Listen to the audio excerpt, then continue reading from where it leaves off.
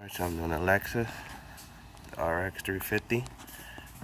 Doing the rear brakes. Drive aside. Reservoir, uncover it first.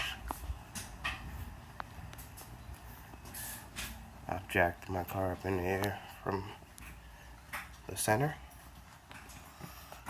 Took off my tire. Okay, so Lexus came up with a pump system on the rear brakes. This actuator right here basically works like a window motor. So we're going to unplug it, and then we're going to remove both our number 14s.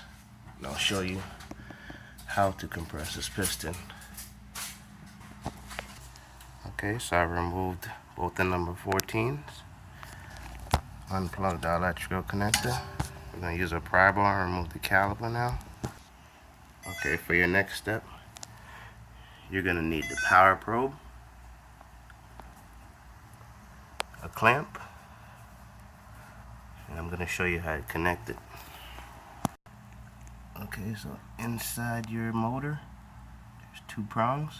You want to hook up your ground wire to one. Then you're going to use the tip of your probe.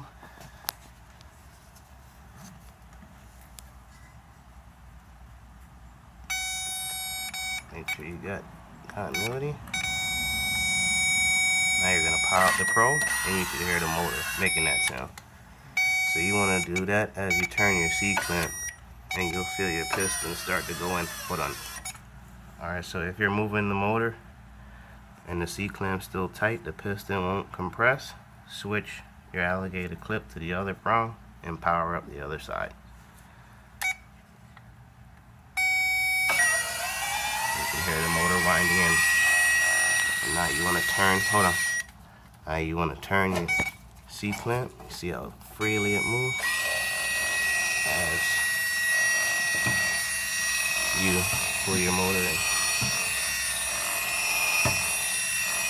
See how piston going in. Stop for 1 sec. And if you don't operate the motor while turning, see the C-clamp won't go anymore. Go? Yep, go ahead. There we go. We have our piston all the way in.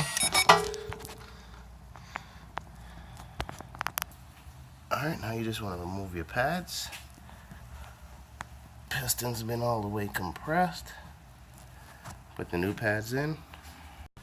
Okay, new pads installed. Reinstall our number 14s and tighten them. Plug back in our electrical connector. Uncover back our reservoir. Come back in the front, cover back your reservoir. Pump your brake pedal. And that's the Lexus GX350 rear brake pad replacement. Thanks for watching. Subscribe, comment, hit that like button. See you next time.